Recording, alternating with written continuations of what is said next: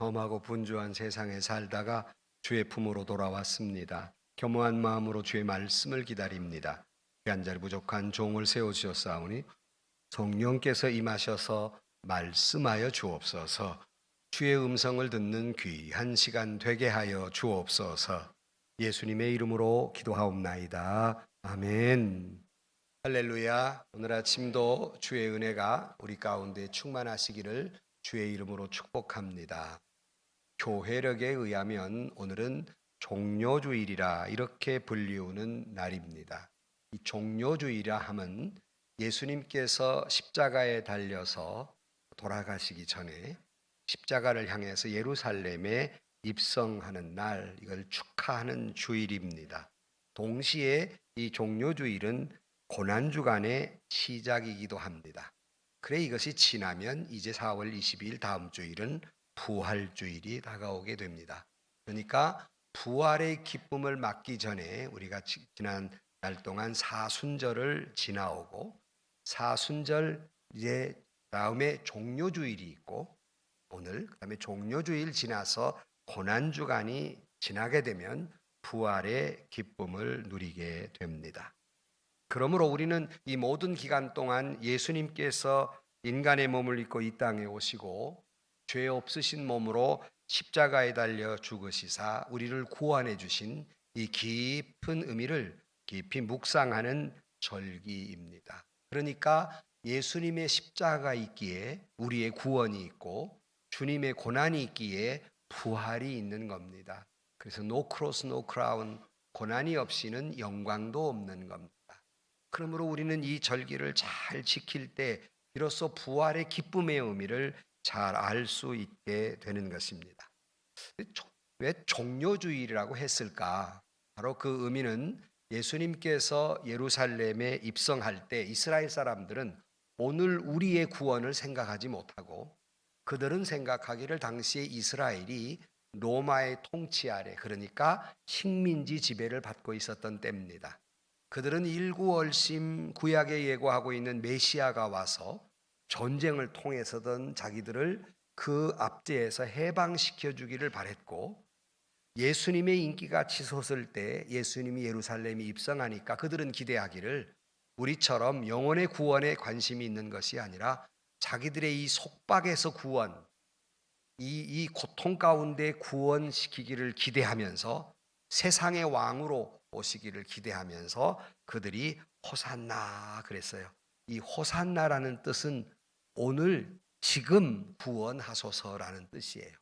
그러니까 예수님 입성할 때 지금 우리를 이 식민지에서 이 고통에서 우리를 해방시켜 달라고 호산나 호산나 외치면서 그들이 종려나무 가지를 꺾어서 그 예수님을 환영하면서 그걸 흔들어 댔습니다. 그래서 우리는 이날을 종려나무를 꺾어 흔들었다, 그런 의미를 가지고 종려주일이라 이렇게 해서 종려주일을 기념하는 것입니다.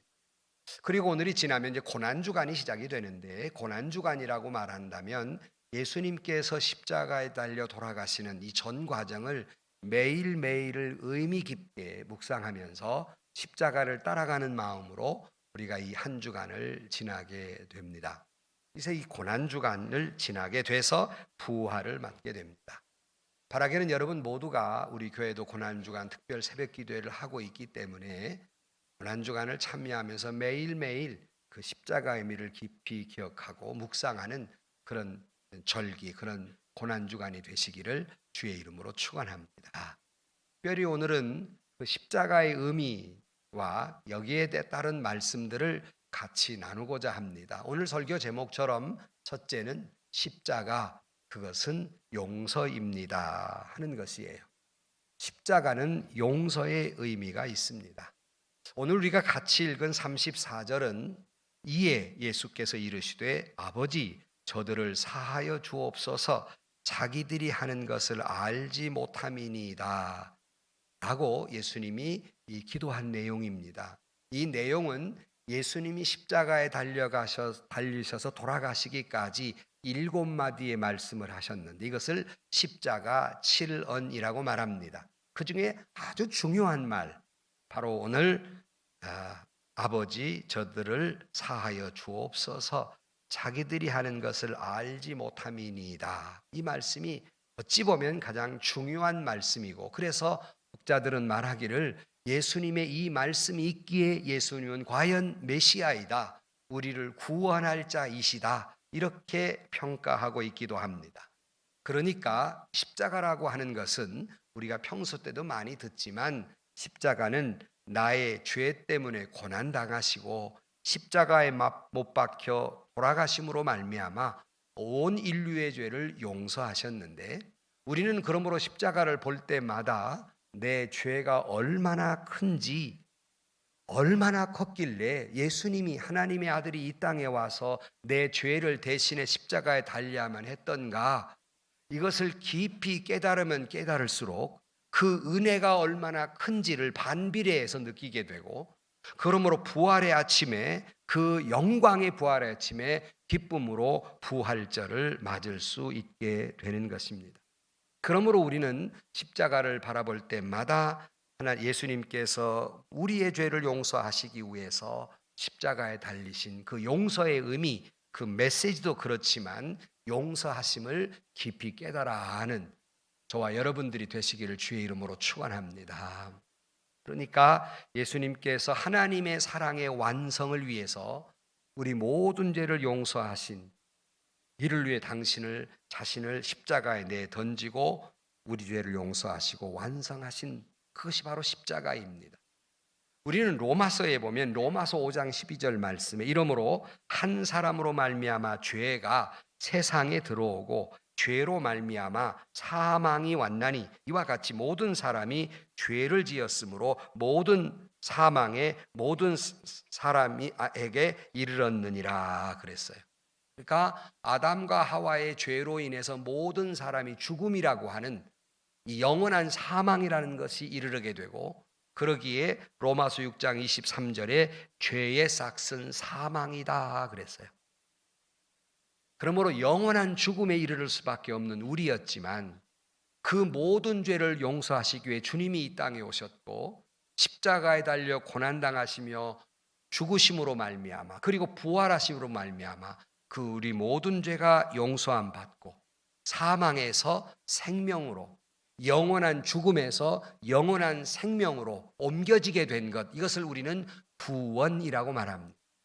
그러므로 우리는 십자가를 바라볼 때마다 나의 죄가 얼마나 큰지도 묵상하고, 이 죄인을 용서하신 하나님의 사랑을 깊이 묵상하고, 그리고 내가 사망에서 생명으로 옮겼다는 사실을, 그 감격을 십자가를 바라볼 때마다 깊이 깨닫는 그런 여러분들이 되시기를 주의 이름으로 축원합니다. 그래서 십자가, 그것은 용서입니다 하는 거예요. 그런데 우리 교회는 바로 이 주의를 지나면서 한 가지 다른 의미를 부여하고 있습니다. 그것은 바로 용서의 주의를 지키는 겁니다. 그러니까 종료주의를과 함께 우리는 더불어서 용서의 주의를 지키고 있습니다. 그건 벌써 오래전부터 지켜오고 있는 용서 캠페인인데, 저는 어느 날 어떻게 하면 우리 교회에서 예수님의 이 고난 주간, 그리고 이 종료주의를 의미 깊게 지킬 것인가를 깊이 묵상하는 가운데 차를 몰고 가는데 라디오에서 러시아의 한 춘분기 농경축제가 있다 하는 것을 들을 수가 있었습니다. 이 농경축제를 이름하여 마슬레니 차라는 이름을 가진 농경축제가 있는데, 바로 그것은 러시아 사람들은 겨울이 길기 때문에 북반구라 그들은 열심히 태양이 잘 볕이 드는 봄이 오기를 기다리고 있다가 이제 겨울이 지나고 봄이 오는 길목에서 그들이 축제를 벌이게 됩니다. 춘분기 농경축제인데 동시에 이 기간이 여러분 지금 봄이 오는 기간처럼 이 사순절 기간이기 때문에 교회는 동시에 사순절 대제 기간을 준비하면서 또 다른 의미의 주일을 지켰는데, 그것이 바로 화해와 용서의 주일로 지정하고 화해와 용서의 주일을 지키게 되었던 것입니다. 그래서 그들은 러시아는 마슬레니차라고 하는 이런 절기에 불링이라고 하는 우리 같은 팬케이크 같은 것을 만들고 그걸 나누어 먹으면서 손님을 초대하고 친척을 만나고 여러 가지 기념 행사나 다양한 공연이나 많은 행사를 한 주간 동안 지난 후에 이제 마지막 주일을 이름하여 작별의 날 또는 용서의 날로 지키게 됩니다. 그러니까 교회에서는 어떤 생각을 했냐면 이제 겨울이 지나고 봄이 오니까 이제 그리고 주님의 사순절 기간을 지나면서 우리가 깨끗한 마음으로 정결한 마음으로 이 기간을 맞이하자라는 의미에서 사제와 그리고 성도들 간에 서로 용서하는 예식을 진행하는 주일로 지키게 됩니다. 그래서 이 용서의 일요일이라 하는 이름을 지었는데 이 용서의 일요일에는 사람들이 만나서 아무나 붙잡고 누구든지 만나는 사람마다 붙잡고 안녕하세요가 아니라 아무나 붙잡고 나를 용서해 주세요라고 인사를 합니다. 그리고 그 인사를 받은 상대는 하나님께서 당신을 용서하실 것입니다라고 인사를 해요. 서로 간에 용서를 구하고 용서를 하는, 그래서 그날은 그저 용서의 대축제일을 벌이게 됩니다. 그러니까 내가 용서함 받아야 할 존재이며 또는 내가 용서해야 한다는 사실이에요. 그래서 그들은 살아있는 사람들끼리도 용서를 구하고 용서를 받고, 그들은 심지어 이미 세상을 떠난 부모님 산소에 가서도 그가 평소에 부모님에게 잘못한 것 회개하는 마음으로 산소를 찾아뵙고 그리고 회개하는 그런 기회로 삼는, 부모님에게 더 잘할 걸 하는 후회하는 마음도 가지면서 그렇게 회개하는 마음을 갖는 것이 바로 용서의 일요일입니다. 새로운 부활의 아침을 만나기 전에 그동안 마음에 내게 있던 죄와 불경스러운 마음을 깨끗이 닦아내는 날. 그래서 이 마슬레니차라는 것이 의미가 깊다라는 생각을 가지고 처음에 우리가 용서의 주일을 지킬 때는 마슬레니차라는 이름을 붙여서 용서의 주일을 시작을 했던 것입니다. 그러다가 좀 더 성경적인 배경을 가져야 되겠다.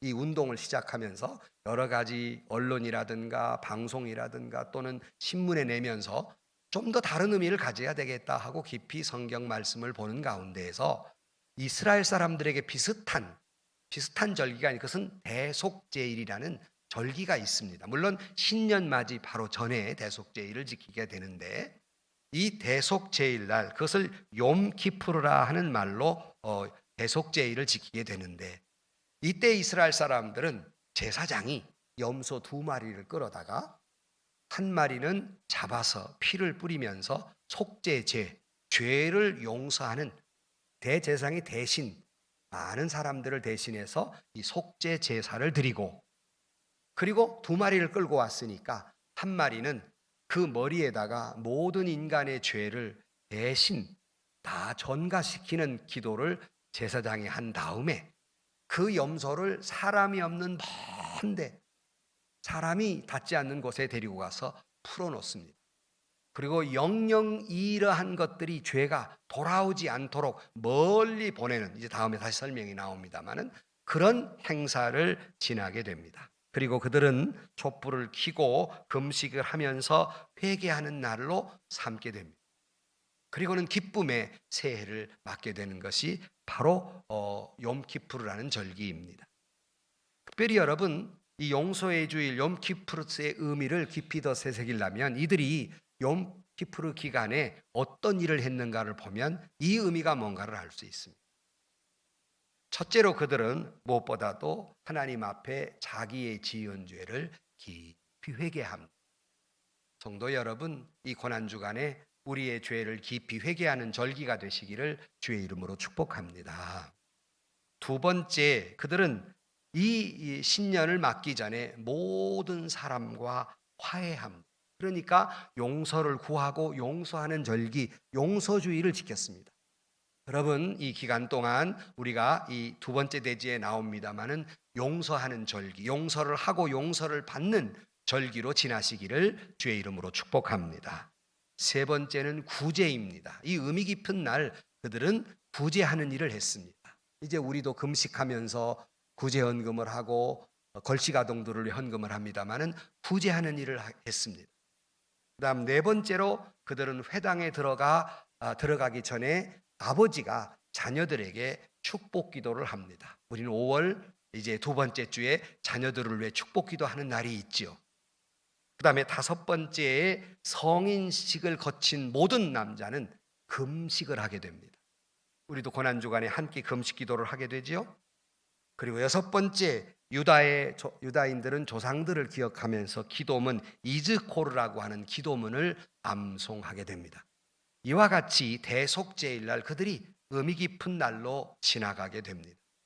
우리는 이것을 가만히 생각해 보면 마슬레니짜나 욤키프르의 기간을 보면서 우리가 어떠한 기간을 어떻게 지나야 하는가를 잘 알 수 있게 됩니다. 특별히 여러분, 이 기간 동안 내 죄가 얼마나 큰지를 깨달으면 깨달을수록 주님의 십자가의 용서가 얼마나 감격적인가를 알 수 있습니다. 그러므로 십자가의 의미는 용서에 있음을 깨닫고 그 용서가 얼마나 귀한 것인지를 깊이 깨닫는 이 고난주간 그리고 호산나 이 종려주일이 되시기를 주의 이름으로 축복합니다. 그래서 키에르케고르는 이런 기도문을 쓰고 있습니다. 우리가 어떤 죄를 지었나 보다 주님께서 어떤 죄를 용서해 주셨는지를 생각하고 우리가 어떻게 길을 잃고 헤매었느냐가 아니라 주님께서 어떻게 우리를 구원해 주셨는지를 묵상하는 것이다. 그러므로 주님이 나의 죄를 어떻게 용서하셨는지, 주님이 나를 어떻게 구원해 주셨는지 십자가를 바라보면서 의미를 생각하고 십자가는 용서임을 깊이 깨닫는, 그리고 죄를 회개함과 동시에 용서함 받은 구원의 감격이 이 기간 동안 저와 여러분에게 깊이 자리하게 되기를 주의 이름으로 간절히 축원합니다.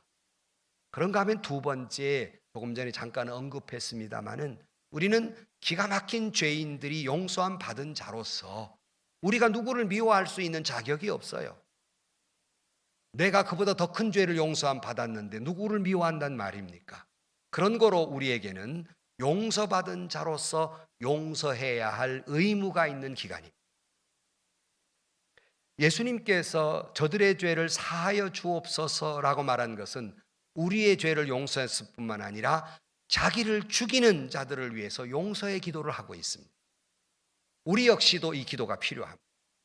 우리에게 상처를 주신 이 고통을 주신 사람들, 어떤 때는 가깝게 부모일 수도 있고 남편이나 아내나 부모나 자식 간에도 있을 수 있고 그럴 수 없는 친구가, 그럴 수 없는 성도 간에, 아니면 그럴 수 없는 목회자와의 관계 속에서 상처를 주고받을 수 있어요. 그러므로 우리는 그렇다고 해서 누구를 미워할 권리가 우리에게 애시당초 없습니다. 나는 그보다 더 큰 죄를 용서함 받은 사람인데, 그러므로 용서함 받은 자로서의 용서하는 기간이 되어야 한다는 말입니다.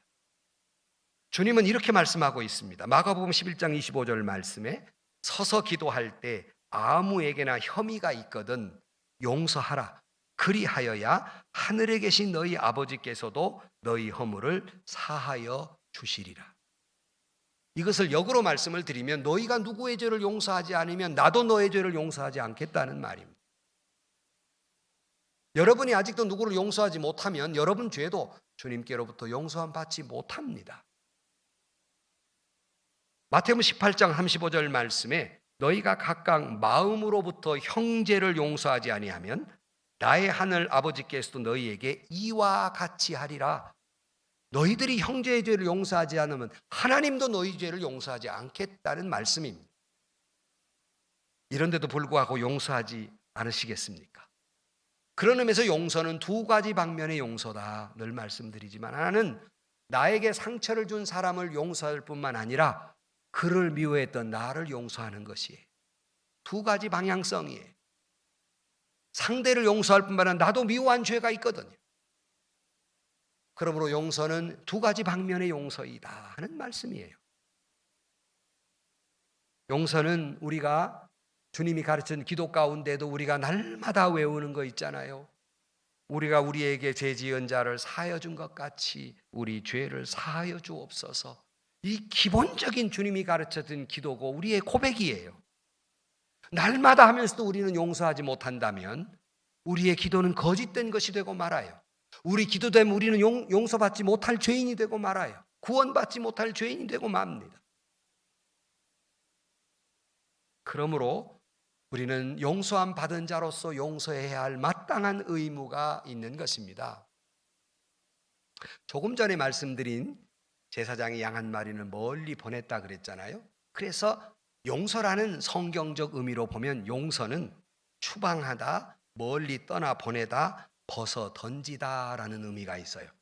그러니까 이것이 예수님의 십자가 용서의 본질인데, 내게 준 아픔이나 상처나 분노의 감정이나 쓴뿌리나 배신감이나 울화나 이 나쁜 감정들을 멀리 멀리 보내는 거예요. 이게 용서예요. 멀리 멀리 보내는 것. 주님은 우리에게 말씀하셨습니다. 너의 죄를 기억도 아니하신다. 멀리 보낸 것이. 이것이 의미 깊은 우리가 고난주간을 종료주일을 지나면서 우리가 반드시 해야 할 일입니다. 겨우내 묵었던 무거운 옷을 벗어던지고 가벼운 옷으로 둔한 옷을 벗어던지고 가볍게 옷을 갈아입듯이 내 마음을 무겁게 눌렀던 이 쓴뿌리들, 분노의 감정, 고통스러운 것들을 다 벗어버리는, 다 이것을 이 쓴뿌리를 제거하는 여러분 용서의 주간이 되시기를 주의 이름으로 축원합니다. 용서만이 그도 살고 나도 사는 일이에요. 일부회를 마치고 우리 교회에 본격적으로 나온 지 얼마 안 되신 분이 나가면서 그래요. 목사님, 저는 용서라는 말은 1도 생각한 적이 없습니다. 한 번도 용서라는 의미를 생각해 본 적이 없습니다. 그래요. 우리가 그러고 살아요. 예수님은 마태복음 6장 14절 이하에 너희가 사람의 잘못을 용서하면 너희 하늘 아버지께서 너희 잘못을 용서하시려니와 너희가 사람의 잘못을 용서하지 아니하면 너희 아버지께서도 너희 잘못을 용서하지 아니하시리라. 무서운 말씀이에요. 왜 우리가 반드시 용서해야 하고 왜 우리가 용서의 주관이 반드시 필요한지 극명하게 말씀해 주는 말씀이기도 합니다. 예은교회 사랑하는 성도 여러분, 믿음의 사람은 용서의 사람이에요. 우리가 살아가면서 우리의 인생은 모든 인간의 삶이란 상처를 주고받는 삶이에요. 내가 의도적으로 상처를 주기도 하지만 내가 의도하지 않았는데 상대방에 상처를 주는 일이 있어요. 그러므로 우리는 날마다 피해의식 속에만 살아요. 나만 상처받았다. 그런데 나 때문에 누군가도 상처를 깊이 받고 있음을 잊지 마십시오. 내가 의도하지 않았는데. 이것이 우리의 삶의 현실입니다. 때로 여러분, 우리가 나는 어떤 때에 상처를 받나 몇 가지 방향의 상처를 받잖아요. 예컨대 어떤 사람이 나한테 심한 말을 했을 때 어떻게 저렇게 말할 수 있을까? 그 말 때문에 상처받는 일이 많지요. 그것이 먼 사람과가 아니에요. 너무나도 가까운 사람들끼리 믿었던 사람들로부터 말로써 상처를 받습니다. 그런가 하면 때로는 무례한 행동이 있어요. 어떻게 저렇게 행동을 하나 내 앞에서. 상대의 무례한 행동 때문에 남편이나 아내 사이에도 어떻게 나에게 저럴 수 있나 하는 이런 무례한 행동으로 마음의 상처를 받기도 합니다. 그런데 말의 상처를 받기도 하고 행동에도 상처를 받기도 하지만 그 사람의 생각 때문에 상처를 받기도 해요. 아니, 저런 말을 할 때는 평소에 나를 그렇게 생각했단 말이야? 나를 뭘로 알고 저렇게 생각했어? 그 사람이 머릿속에 있는 생각 때문에 또 우리가 상처를 입기도 합니다. 말이나 행동이나 생각 때문에. 그게 도저히 용서할 수가 없죠. 그래서 이 용서라는 말만 생각해도 가슴이 답답하고 가슴이 먹먹하고 옛날 일이 떠오르면서 심장이 뛰고 골치가 아프고 상처는 더 깊어지는 것 같고 그게 일반적인 반응입니다. 작년인가요? 우리 교회의 용서 주간을 맞이해서 용서 그것이 인생입니다. 요 위에 있는 쓴 거를 크게 걸개 그림을 그렸는데 사무실에 그걸 걸었다고 항의 전화가 왔어요. 네? 뭐라고 한지 압니까? 왜 용서하라고 하십니까? 이거예요. 왜 용서하라고 합니까 지금? 우리는 그 말을 엉뚱하기도 하지만 그 사람의 상처가 얼마나 깊었는가를 알 수 있고, 그리고 일반 사람이 용서라는 단어를 정말 1도 생각하지 않고 산다는 것을 알 수 있어요. 그렇게 용서라는 게 너무 어렵고 힘들어요.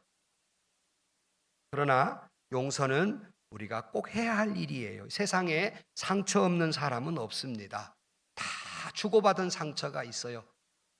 그러나 여러분, 상처가 치유돼서 새살이 돋듯이 내가 용서할 때 앞으로 내가 사랑하는 현재와 미래에 새로운 삶을 윤택하게 만들고 행복하게 만들고 가치 있는 인생을 만들어갈 수 있는 겁니다. 역으로 여러분이 용서하지 않는 한 그런 삶은 여러분에게 오지 않을 것입니다. 그래서 와다나베 가치코란 사람의 유명한 말, 상처도 아물면 사랑의 무늬가 됩니다. 상처도 아물면 그것이 사랑의 무늬가 돼요.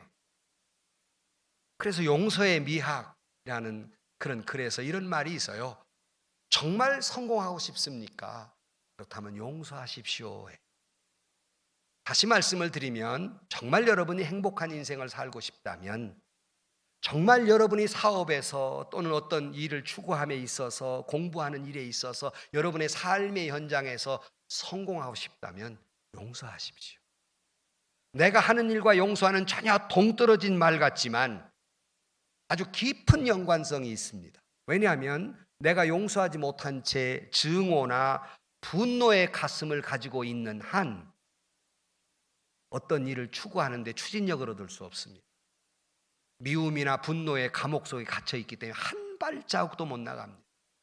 결코 성공한 인생, 행복한 인생을 사는 것이 아니라 언제까지 가슴을 앓은 상처 입은 사람으로 그냥 날개 꺾인 새 모양으로 살 수밖에 없고, 그는 어떤 모양으로도 성공할 수 없습니다. 정말 여러분들이 인생을 성공하고 싶고 행복하게 살고 싶고 어떤 일에 정말 여러분이 성공하고 싶다면 당장 아직도 여러분 가슴에 남아있는 미움을 빨리 해결하셔야 됩니다. 아니, 여러분의 질병에서 낫고 싶다 하더라도 빨리 용서하셔야 돼요. 어찌 보면 나의 오늘의 질병의 원인도 여기에 있을 수 있습니다. 깊은 상처로 인해서 몸이 망가져요. 히브리 12장 15절 말씀에 그러게 이렇게 말하고 있습니다. 너희는 하나님의 은혜에 이르지 못하는 자가 없도록 하고 또 쓴 뿌리가 나서 괴롭게 하여 많은 사람이 이로 말미암아 더럽게 되지 않게 하라는 말씀이 있습니다. 그러니까 조금 전에 말씀드린 대로 분노와 원망과 상처가 이 쓴 뿌리가 나를 더럽게 만들고 이 고통의 감옥 속에서 있으므로 한 발자국도 나갈 수 없어요. 나름대로 노력을 하고 이루어지는 것이 있는 것 같지만 그는 성공하지 못합니다. 그러므로 정말 여러분들이 행복한 인생을 살고 싶고 성공된 인생, 가치 있는 삶을 살려면 용서하셔야 돼요. 분노함으로 언제까지 그렇게 사실 겁니까? 언제까지 피해자로서만 그런 의식에 가득 차서 살아가시렵니까? 빨리 이것을 털어내면 낼수록 여러분 앞에는 희망찬 일들이 있을 것이고 행복한 일이 여러분에게 다가올 것입니다. 그런 거로 용서받은 자로서의 용서하는 삶을 사는, 그리고 이것을 깊이 묵상하는 이 고난주간, 그 모든 일들을 잘 십자가의 은혜 가운데 해결하는 이 주간이 되시기를 주의 이름으로 축원합니다. 끝으로 저는 이 용서 캠페인을 오래전부터 우리 교회가 잘 아시는 대로 진행하면서 강연이나 또는 신문이나 또는 라디오나 TV나 이렇게 인터뷰를 하는 과정에서 의례껏 빼놓지 않는 질문이 있었어요. 제가 용서의 전문가도 아닌데 그 빼놓지 않고 하는 질문이 뭐냐면 어떻게 용서할 수 있습니까? 공중파 방송에서 나가서 용서를 말했더니 아나운서가 방송에서가 아니라 방송 잠깐 시그널이 나가는데 목사님, 나는 도저히 남편을 용서할 수가 없어요. 어떻게 용서할 수 있습니까? 그 괴로움을 그 짧은 시간에 토로하는 걸 들었어요. 물론 참 어려운 일이에요. 그래서 에베소 4장 31절 말씀에는 너희는 모든 악독과 분노와 분냄과 떠드는 것과 회방하는 것을 모든 악의와 함께 버리고 서로 인자하게 하며 불쌍히 여기며 서로 용서하기를 하나님이 그리스도 안에서 너희를 용서하심과 같이 하라. 우리의 용서의 근거는 하나님이 나를 용서한 것처럼이에요. 주님이 나를 용서한 것처럼 그렇게 용서하시기를 주의 이름으로 축원합니다. 그런데도 그게 뭐란 말입니까? 구체적으로 어떻게 하라는 말입니까? 하는 의문이 들 수밖에 없어요. 그런데 많은 용서라는 책도 있고 많은 게 있는데 간추려서 용서의 8단계 이렇게 말씀을 드릴 수 있는데 간추려서 말씀을 드리면 이런 단계를 대충 지나면 나의 이 상처가 해결되지 않을까 하는 생각을 갖고 정리해 보면 첫째로 먼저 용서하고자 하는 마음을 갖는 것부터 출발합니다. 내가 저 사람을 용서할 수 있을까가 아니라 용서해야 되는데 어떻게 용서할 수 있을까를 고민하는 거예요. 용서할까 말까가 아닙니다. 용서를 해야만 해요. 어떻게 용서할 수 있을까? 이거를 고민하기 시작하는 것이 용서의 출발점이에요. 용서할까 말까는 이미 그 사람은 용서 못한 사람이에요. 어떻게 하면 내가 용서할 수 있을까? 먼저 생각하십시오. 두 번째로는 나에게 상처 입은 사람을 용서하기 전에 하나님은 결코 내가 용서하지 않으면 하나님이 나의 죄도 용서하지 않을 것이라는 생각을 가지십시오. 성경에 있는 말씀이니 내가 그를 용서하지 않는 한 하나님도 나를 용서하지 않을 것입니다. 두 번째 단계예요. 신앙인이면 당연히 가져야 될 마음이죠. 세 번째는 하나님께서 어떠한 용서를 나에게 베푸셨는가를 생각하라. 그러니까 하나님이 어떻게 나를 용서하셨나? 당신의 아들 예수 그리스도 이 땅에 보내서 십자가에 죽기까지 나를 용서하셨습니다. 이걸 생각하면 용서 못할 죄가 없으며 어떻게 용서할 것인가를 생각할 여유가 없어요. 주님은 당신의 생명도 던졌는데. 네 번째, 그러나 여러분, 나에게 상처 입은 사람이 있지요? 그 사람 때문에 내가 손해본 것도 있지만 가만히 생각해 보면 꼭 나쁜 것만 있었던 건 아닙니다. 때로는 그로부터 도움도 받고 위로도 받는 일이 있었고 좋은 시절도 있었던 거예요. 이걸 기억하라 하는. 꼭 나쁜 것만 기억하지 말고 그를 통해 하나님이 나에게 어떤 은혜를 주고 어떤 축복을 주셨던가를 생각하는 거예요. 왼수 그런 왼수가 없죠? 평생 왼수 누구요? 남편이요? 말하기 싫지만 꼭 왼수입니까? 나를 그동안 사랑해 주었고 함께 해 주었고 자식을 낳고 좋은 일들이 많잖아요. 자식은 좋아도 남편은 싫다? 그런 게 어디 있어요? 좋은 일들이 많아요. 축복 하나님으로 그를 통해 축복해 준 일이 많다고요. 그걸 기억하라 하는 거예요. 그다음 다섯 번째로는 나에게 상처 입힌 사람은 어찌 보면 나보다 더 큰 상처가 있는 사람일 가능성이 높습니다. 나보다 훨씬 더 영적으로나 정서적으로나 육체적으로나 환경적으로 나보다 더 깊은 상처가 있기에 남에게 상처를 주기도 해. 그러므로 내 상처만 바라보지 말고 그의 상처를 바라보라는 거예요. 용납하고 이해하고 진실로 그를 이해하는 그리스도인이 될 때 그를 용서할 수 있게 돼요. 한번 여러분 누군가가 마음에 떠오르시면 그는 나보다 더 큰 상처를 받은 사람일 가능성이 높다. 그러기에 여섯 번째로, 근데 이걸 다 알아도 자연인 여러분 개인으로서는 용서가 안 됩니다. 여러분 힘으로는 인간은 본래 죄인이기 때문에 용서가 안 돼요. 어떻게 용서하나? 그것은 하나님께 구하십시오.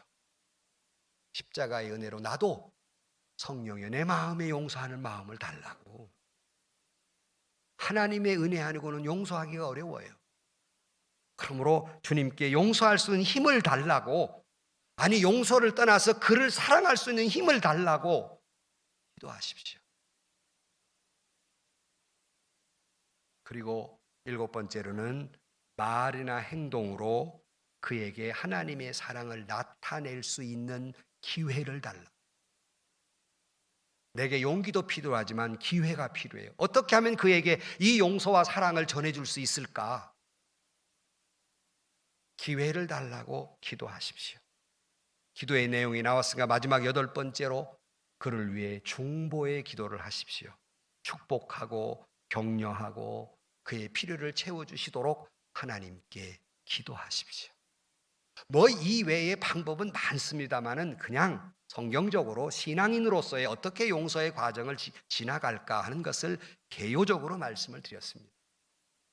바라기는 주의 성령이 여러분 가운데 임하시고 나의 죄를 용서한 십자가의 사랑을 깊이 깨달음으로 그 사랑으로 누군가가 나에게 상처를 입힌 사람들, 다시 말씀드리지만 그것이 때로는 내 형제일 수 있고 어떤 때는 부모일 수도 있고 어떤 때는 자식일 수도 있고 어떤 때는 친구일 수도 있고 어떤 때는 그럴 수 없는 성도가 있을 수 있고 아니 믿었던 목회자로부터 상처를 받을 수도 있어요.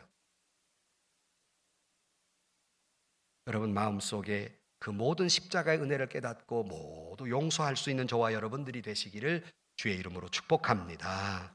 결론으로 말씀을 드립니다. 우리를 아주 부정적으로 하는 두 가지 마음의 요소가 있어요. 하나는 죄의식이라는 것과 하나는 분노라고 하는 거예요.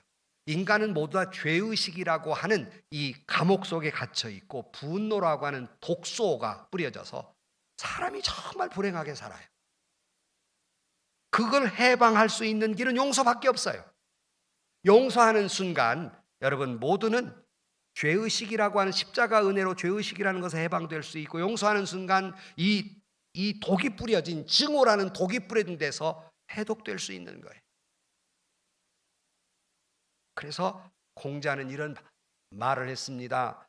복수의 여정을 시작하기 전에 2개의 무덤을 팔아. 무슨 말인지 압니까? 내가 복수해서 누군가를 죽였다면 너도 죽는다. 무덤 2개 팔아 그 말이에요. 프랜스 베이컨은 복수할 때 인간은 적과 같은 수준이 된다. 그러나 용서할 때 그는 원수보다 우월해진다. 쉽게 복수하면 똑같은 사람이다 그 말. 내가 계속 미워하고 있는 한 그 사람이나 놈자 써서 미안합니다. 그놈이나 똑같은 수준이란 말이에요. 라와나 블랙웨일은 이렇게 말합니다. 당신이 품고 있는 증오는 가슴 속에 죽지 않은 석탄 덩어리라서 다른 누구보다도 당신 스스로에게 더 치명적이다. 여러분 가슴에 꺼지지 않는 석탄 덩어리를 안고 있다고 생각해 보세요. 상대방이 타는 게 아니라 내가 타버립니다. 사이러스는 용서는 승리 중에 가장 신성한 것이다 그랬고 글래드스턴은 용감한 사람만이 용서할 줄 안다. 겁쟁이는 서로 용서하지 않는다. 용서란 어리석은 사람의 본성에는 없는 것이다 그랬어요. 정말 용서에는 용기가 필요해. 용기 없는 사람은 용서하지 못합니다. 톨스토이는 그대에게 죄를 지은 사람이 있거든 용서하라. 그리하면 무한한 행복을 맛볼 것이다. 우리에게 남을 정죄하거나 벌할 권리가 없다. 성경에도 톨스토이라는 대문호도 그런 말을 하고 있어요. 그런가 하면 잠언 19장 11절 말씀에 노하기를 더디하는 것이 사람의 슬기요 허물을 용서하는 것이 자기의 영광이다. 누구를 용서하는 게 그 사람의 영광이 아니라 나한테 영광이에요. 그래서 베드로전서 4장 8절 말씀에 무엇보다도 서로 뜨겁게 사랑할지니 사랑은 허다한 죄를 덮느니라 그랬습니다. 한 사람의 이야기만 더하면 섹스피어는 너의 원수로 인하여 난로의 불을 뜨겁게 지피지 말라. 오히려 그 불이 너 자신을 태워버릴 것이다. 그랬습니다. 복수의 마음으로 불붙는 한 상대방을 태우는 게 아니라 자신을 태워버리고 맙니다. 그렇다고 여러분, 여기서 여러분에게 나에게 상처 입힌 사람을 그냥 묵과하고 그냥 잊어버리라 단순히 그런 얘기가 아니라, 그런 상처가 여러분의 삶을 지배하지 않도록 하기 위해서 용서라는 말이에요. 그것이 내 마음에 온통 있으면 내 삶을 지배해버려요. 어제 국민일보에 이지연이라는 분이 쓴 용서라는 글이 있어요. 미국의 스탠퍼드 대학의 용서 프로젝트를 설립한 프레드 러스킨이라는 사람이 용서라는 글에 이렇게 말하고 있다는 겁니다. 용서란 나를 상처 입힌 사람의 무도한 행위를 그저 참고 견디라는 것이 아니라 과거를 자유롭게 흘러가도록 놓아주고 현재를 치유하기 위해 내가 내린 선택이다. 그것이 나를 파괴할 수 없다는 힘찬 자기 선언이다. 그랬습니다. 나의 미래를 위해서 이미 지나간 일들 빌려보내라는 거예요. 그것이 나를 지배하지 못하도록 선언해버리라는 말입니다. 사랑하는 성도 여러분, 용서는 고귀한 복수이고 귀여운 복수라는 말도 있습니다. 십자가의 은혜로 용서받은 자로서 그 감격 속에서 우리 또한 역시 용서하는 자로 살아서 그도 살고 나도 살아야 하겠습니다. 우리에게 이 주님의 기도가 필요합니다. 아버지, 저들을 사하여 주옵소서. 자기들이 하는 것을 알지 못함이니이다. 아멘. 기도하십시다. 하나님 아버지, 그럴 수 없는 죄인이 십자가의 은혜로 용서함 받고서도 나에게 티끌 같은 죄를 지은 사람의 죄를 용서하지 못하는 저희들을 용서하여 주옵소서. 주님의 십자가의 사랑으로 용서받은 감격 속에서 용서할 수 없는 사람이 없는 줄로 믿습니다. 우리 또한 용서하며 살아가게 하시고, 그리하여 십자가의 은혜로 말미암아 우리의 삶이 행복하고 미래가 축복이 되게 하시고 부활의 행복한 아침을 맞이할 수 있게 하여 주옵소서. 예수님의 이름으로 기도하옵나이다. 아멘. 세상에서 시달린 친구들아, 위로의 주님 바라보아라. 눈을 들어 주를 보라. 하늘의 모든 영역 주께 맡겨라. 슬픔